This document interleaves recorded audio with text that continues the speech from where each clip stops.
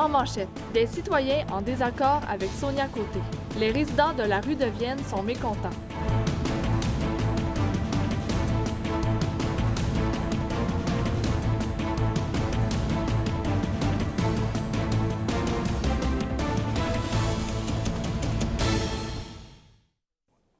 Bonsoir mesdames et messieurs et bienvenue au Web Journal du 19 janvier 2017. 2 mois après l'ouverture de la rue de Vienne, il y a encore de l'insatisfaction chez les résidents du quartier de la Petite-France de l'arrondissement de Jonquière. Le manque de sécurité, la signalisation peu visible ainsi que la présence de motoneiges et de véhicules lourds ont été dénoncés par les citoyens. Un reportage de Marie-Pierre Leboeuf. Depuis le développement de la rue de Vienne, les résidents du quartier de la Petite-France remarquent bien des changements.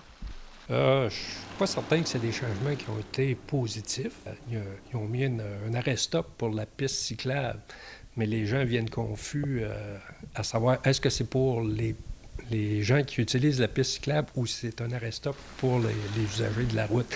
C'est pas très clair, là. Quant à lui, le conseiller Régent Hudon se dit très satisfait des travaux. Oui, j'ai plus de félicitations que de mécontentement à l'heure actuelle des gens du quartier puis de partout ailleurs. Ils trouvent que c'est très beau et c'est très bien fait. Installée depuis 11 ans sur la rue de Vienne, une des résidentes s'inquiète surtout pour la sécurité de son quartier. Dans la veillée, ça passe vite. Ça nous prendra des trottoirs parce que c'est pas large. Pour marcher, on a toujours peur de se faire frapper.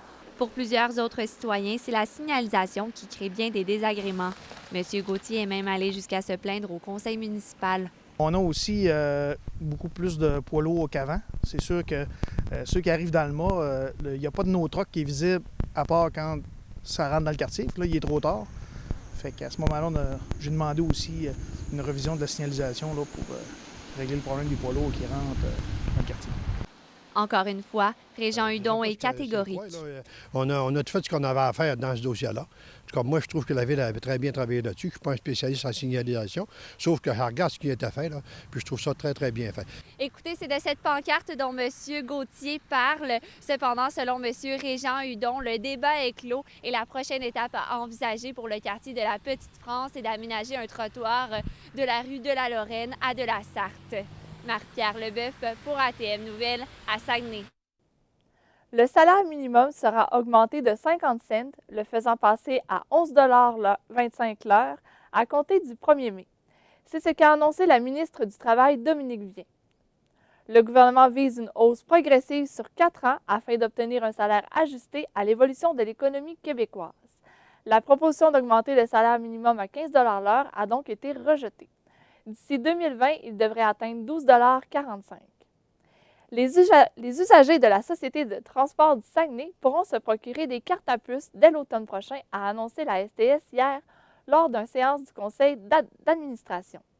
L'implantation de la puce se fera de façon graduelle et sera réalisée en simultané avec d'autres sociétés du transport au Québec. La STS a ajouté que des petits autobus appelés Midibus pourraient voir le jour très bientôt sur le territoire du Saguenay. En 2013, un essai concluant avait été effectué avec les Midibus.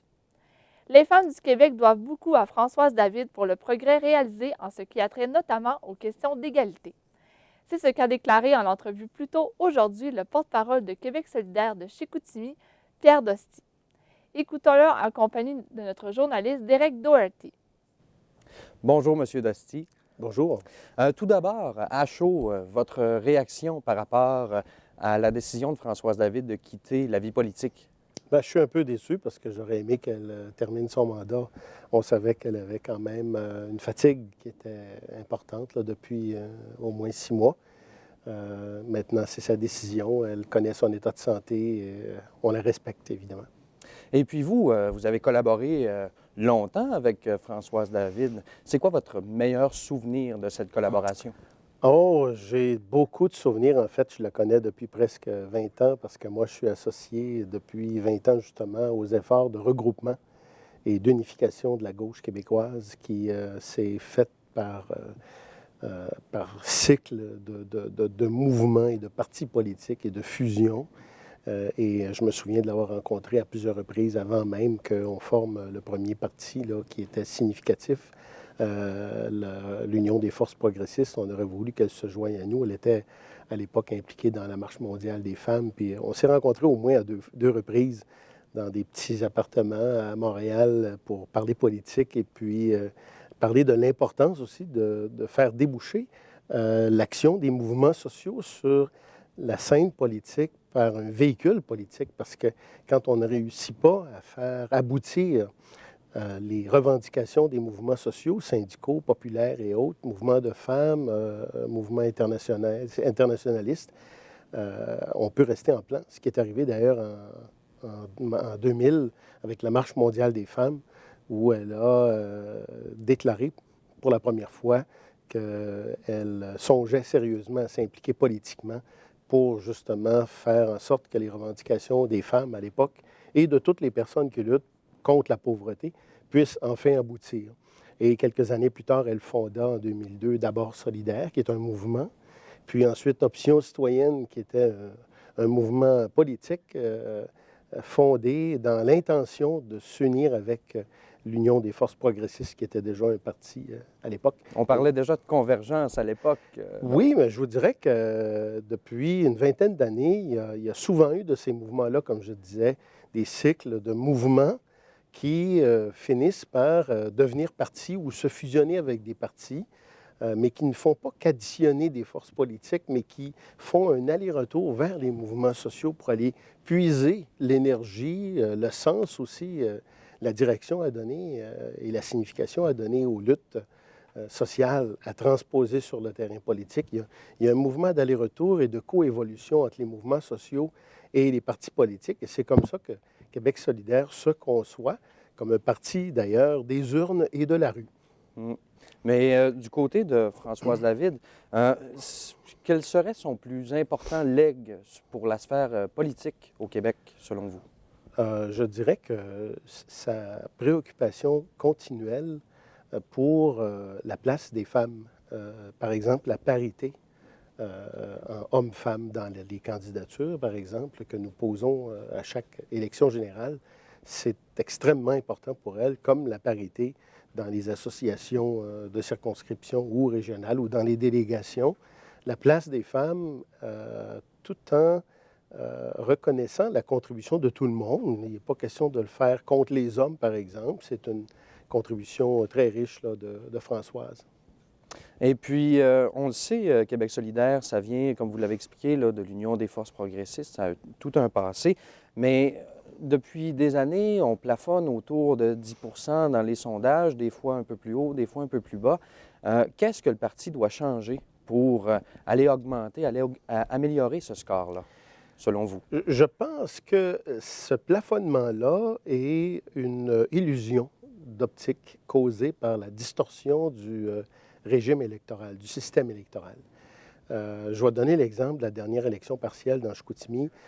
J'ai fait 8 ce qui n'est pas beaucoup, mais je pourrais vous dire qu'il y a vraiment énormément de gens qui me disaient, écoute, on voterait pour Québec solidaire, mais à cause du jeu électoral, on vote pour le moins pire pour éviter le pire. Pendant ce temps-là, on ne vote pas pour le meilleur. Ce qui fait que nous pensons, nous, que les valeurs portées par les Québécois et les Québécoises dans l'ensemble sont beaucoup plus proches de ce que véhicule Québec solidaire, mais que quand vient le temps de voter, on veut battre un gouvernement ou on veut éviter qu'un autre prenne les rênes du gouvernement.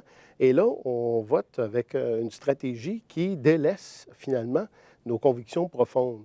De sorte qu'on pense qu'on est beaucoup bloqué par le mode de scrutin. Ce n'est pas la seule raison, mais c'est une raison pour laquelle on réclame une représentation proportionnelle.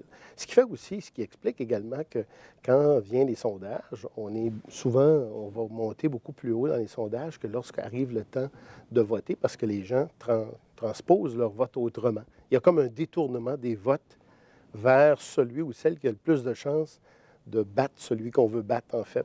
Ouais. Il faut arrêter ce jeu-là, évidemment. C'est sûr que si on acceptait de prendre 2 ou 3 élections pour faire avancer l'option qu'on pense la meilleure, évidemment, on finirait par prendre le pouvoir, mais ça serait au prix de quelques mandats peut-être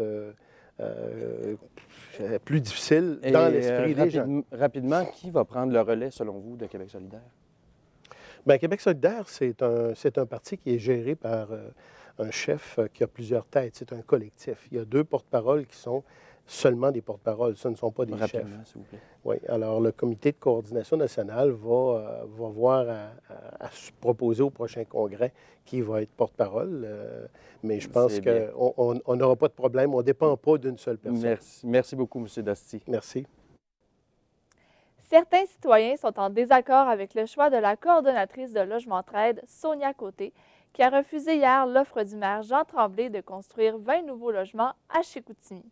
Le maire a proposé de sélectionner 20 locataires à faible revenu de Jonquière pour qu'ils déménagent dans le futur immeuble de l'Office municipal d'habitation situé sur la côte de la réserve à Chicoutimi. Amélia Chasseur-Chartier, certains lui ont reproché sur les réseaux sociaux de ne pas avoir fait de compromis. Oui, premièrement, je dois vous avouer qu'on n'a pas été capable de rejoindre ni le maire Jean Tremblay ni Sonia Côté, mais elle a été questionnée hier en conférence de presse à propos de cette question-là et elle a expliqué qu'elle avait déjà mis beaucoup d'eau dans son vin, notamment en réduisant le nombre de logements de 24 à 12, en trouvant un terrain pour le logement et aussi en ramassant 112 000 $ pour aider donc le maire. Et elle a affirmé que l'endroit exact n'était pas important pour elle, mais qu'il fallait absolument qu'il soit à Jonquière. Donc, quelle est l'opinion générale? Les gens sont majoritairement en désaccord avec Mme Côté. Par exemple, Ginette Boily a dit sur Facebook les personnes qui cherchent un logement à prix modique pourraient profiter de l'offre du maire malgré les inconvénients. Elle l'a considéré comme un moyen de se sortir, d'avoir une meilleure santé financière et les individus du groupe concerné devront probablement subir le poids du choix de Logement Trade. Et celle du maire? Il a affirmé par voie de communiqué de presse d'être déçu qu'on leur refuse 20 logements là, à environ 150 000 $ chacun lorsqu'on se dit qu'on est mal logé. Et finalement, pourquoi a-t-elle refusé son offre? Les logements de Logement Trade, en fait, sont des coopératives et les conditions des programmes des subventions auxquels le maire avait le droit ne couvraient pas ces logements-là et les habitations ne sont pas situées à Jonquière. Alors, comme j'ai dit, c'était vraiment un point qui était important pour Mme Côté et les locataires ne veulent pas déménager, là, par exemple, pour différentes raisons, pour le travail, pour question de proximité ou encore pour les problèmes personnels. Et elle a plié aux demandes des locataires, comme elle l'a expliqué en conférence de presse. Il aurait beau avoir un logement de 400 000 à Côte-de-Réserve, un logement social, ils ne veulent pas y aller. Bien, moi, j'écoute ça, là, puis les membres du conseil aussi. Merci, Amélia. Ça m'a fait plaisir. Le président du conseil de la CSN du Saguenay-Lac-Saint-Jean, Angélbert Côte-Noire, a fortement critiqué la nouvelle publicité de la Fédération interprofessionnelle de la santé du Québec publiée hier sur les réseaux sociaux. Selon M. Côte-Noire, la publicité est stéréotypée, méprisante et inacceptable. Il ajoute que les différents métiers sont importants et ont tous leur rôle à jouer. Il invite les travailleuses et travailleurs de la santé et des services sociaux de bien réfléchir avant de choisir leur organisation syndicale. Les élèves et les enseignants de l'école Mont-Valin ont été confinés à l'intérieur de l'école ce matin puisqu'un individu suspect rôdait aux alentours.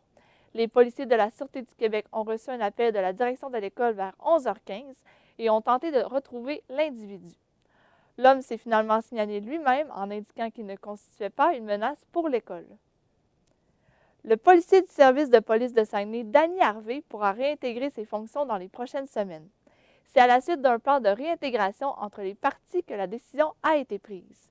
Il avait été suspendu le 28 février 2015 pour voie de fait sur mineur. À la suite de la polémique entourant les chiens de type pitbull, certaines municipalités du Québec ont décidé de les bannir de leur territoire.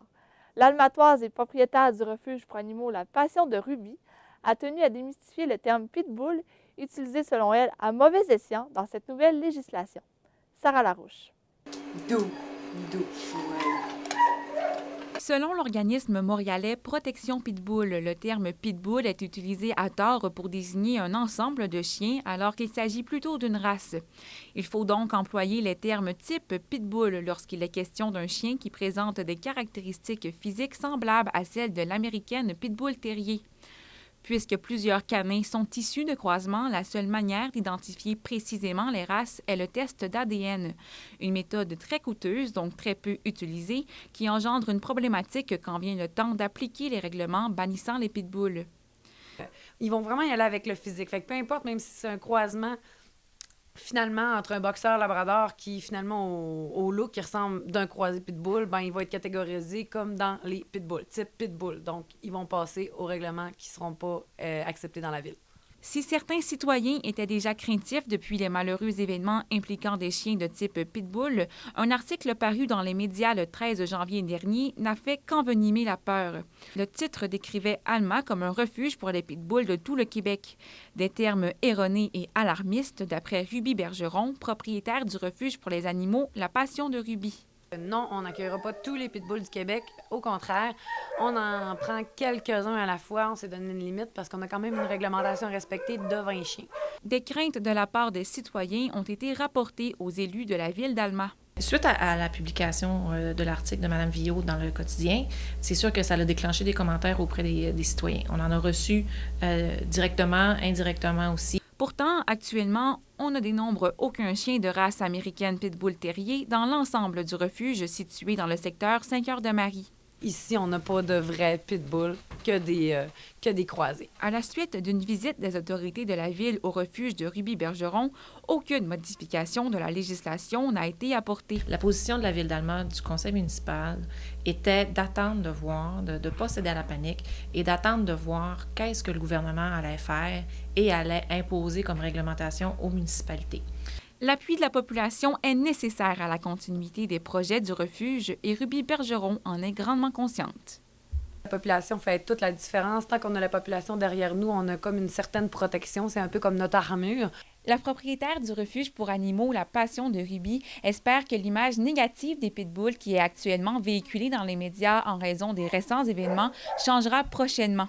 Sarah Larouche, ATM Nouvelles, Alma. Le camp de Chicoutimi se joindra à ses homologues provinciaux afin de participer aux défis sportifs. 5 centres de ski seront partenaires de l'événement pour la 8e année consécutive. Alors, Evelyne Nourger, quand se déroulera cette activité de financement au Saguenay? Eh bien, ça se déroulera le 11 mars prochain au Saguenay. Ce sera au Mont-Lac-Vert sous le slogan « Aidons-les à remonter la pente ». Et le président d'honneur sera le conseiller municipal de Saguenay, Simon-Olivier Côté. Et le défi sportif s'adresse à un public varié? Oui, ça s'adresse à un public varié. Cette année, le camp a voulu rendre l'activité plus accessible au public. Je me suis entretenue avec la responsable de la campagne, Sonia Bernier. On peut l'écouter. Cette année, on voulait aussi écourter le temps pour avoir un petit peu plus de gens qui, des fois, disent c'est trop long, 12 heures, mais vraiment avec une formule plus écourtée. Donc, peuvent vraiment un petit défi un petit peu plus parce qu'il y a plus de...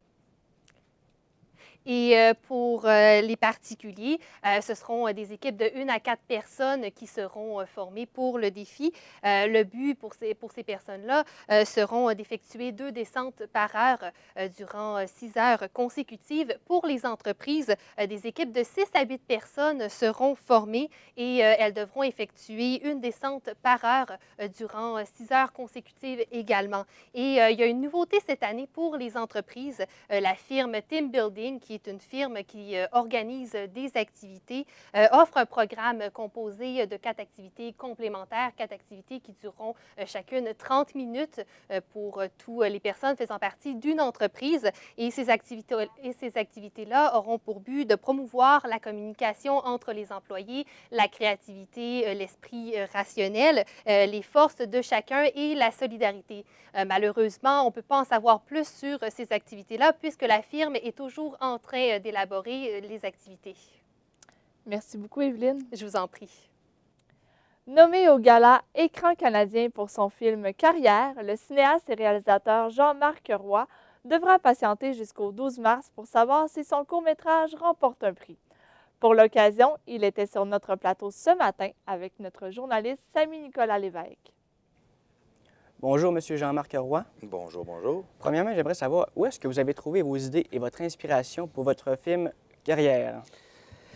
Idée, inspiration. Je te dirais que moi, j'aime beaucoup travailler avec le son, donc c'était quelque chose d'important. Mais il faut savoir à la base que ce projet-là de carrière est une commande d'œuvre, entre guillemets, de la part de l'ONF, l'Office national du film, qui a approché 5 réalisateurs pour un projet qui s'appelle 5 cours, où on devait, en quelque sorte, réinventer ou essayer de revamper la notion de court-métrage documentaire. Parce que souvent, le court-métrage documentaire est plus attribué aux portraits, aux trucs plus musicaux, quoi que ce soit. Donc, nous, on avait une demande d'essayer de revoir comment, en 5 minutes, on peut raconter une histoire documentaire différemment que par les formes habituelles. Donc, on avait ça à répondre. Et puis, on avait aussi l'imposition d'une caméra. Donc, c'est pour ça qu'il y a une facture visuelle qui se ressemble au sein des films. On devait travailler avec une Digital Bolex 16 mm monochrome.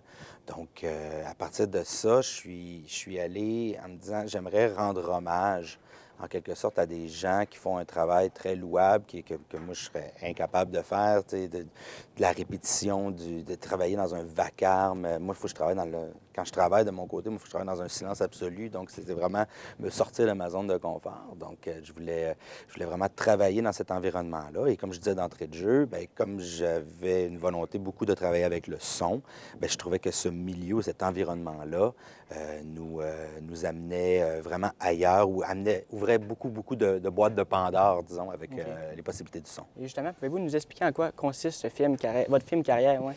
En quoi ça consiste? Bien, c'est un documentaire d'observation à saveur expérimentale, grosso modo.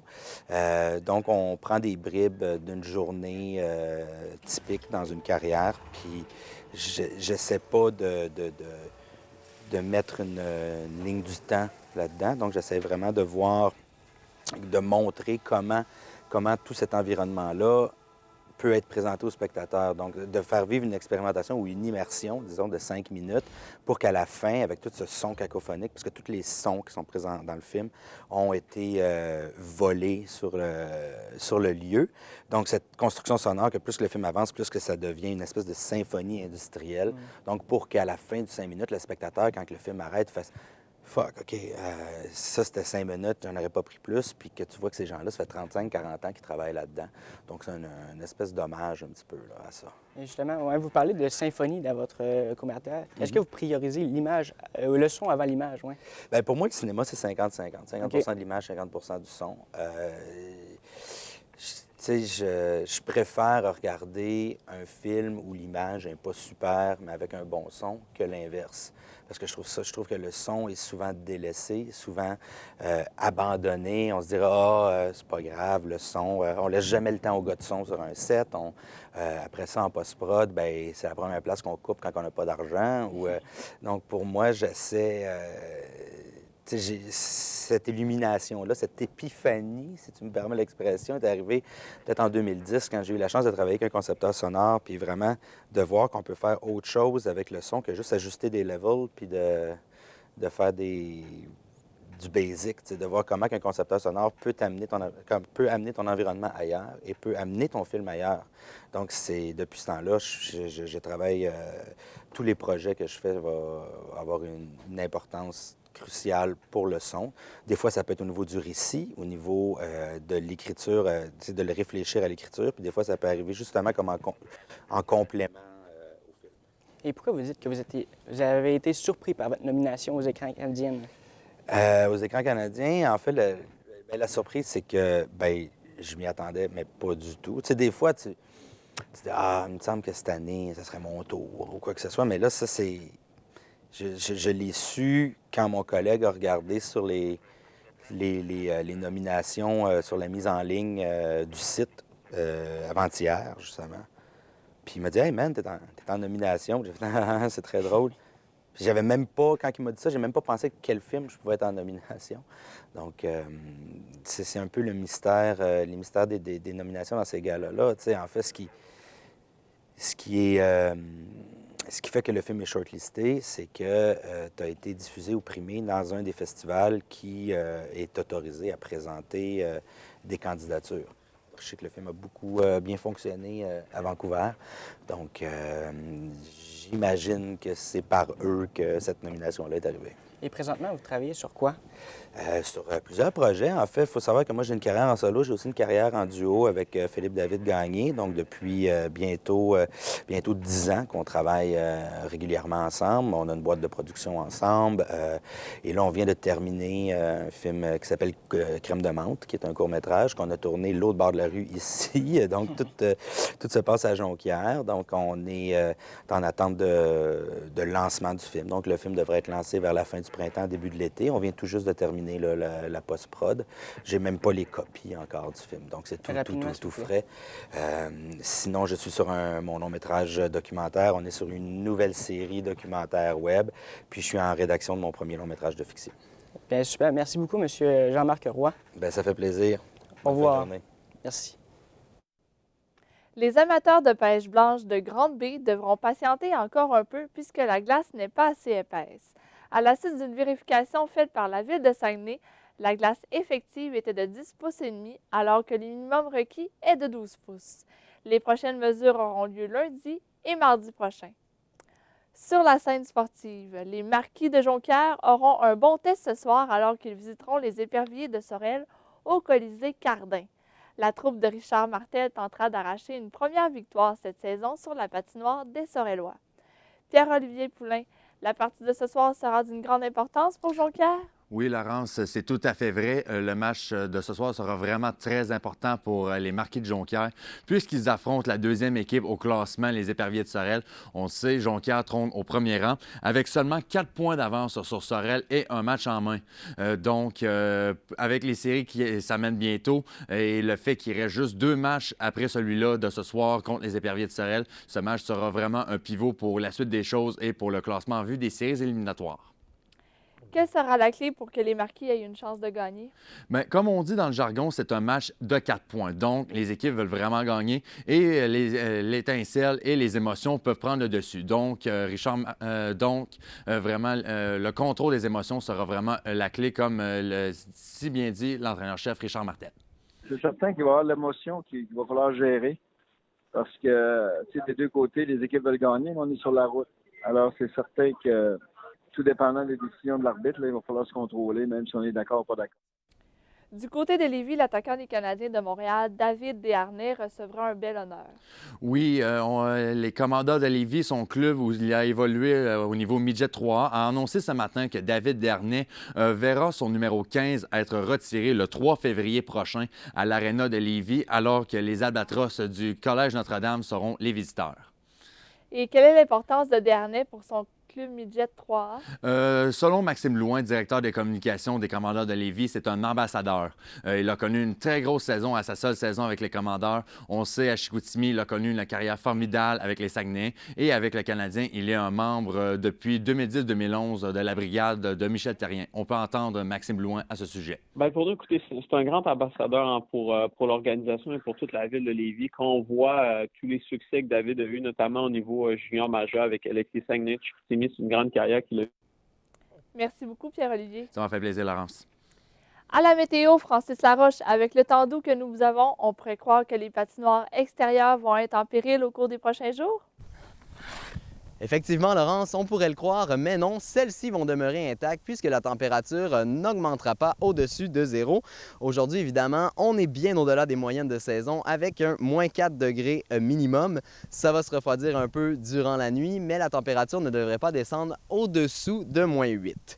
Demain, il fera encore plus chaud avec un maximum de moins 1 degré. C'est le même scénario pour nos amis du Lac-Saint-Jean avec moins 2 degrés aujourd'hui et 0 degré demain. Malgré la température humide et le temps chaud, on peut s'attendre à voir quelques flocons tomber sur la région, mais aucune accumulation n'est prévue sur l'ensemble du territoire. Et c'est le climat auquel on va devoir s'habituer puisque ce sera le même scénario jusqu'à dimanche où là, on devrait peut-être voir le soleil pointer le bout de son nez, mais d'ici là, le ciel va rester couvert. Donc, c'est une belle fin de semaine pour profiter des sports extérieurs et pourquoi pas des patinoires.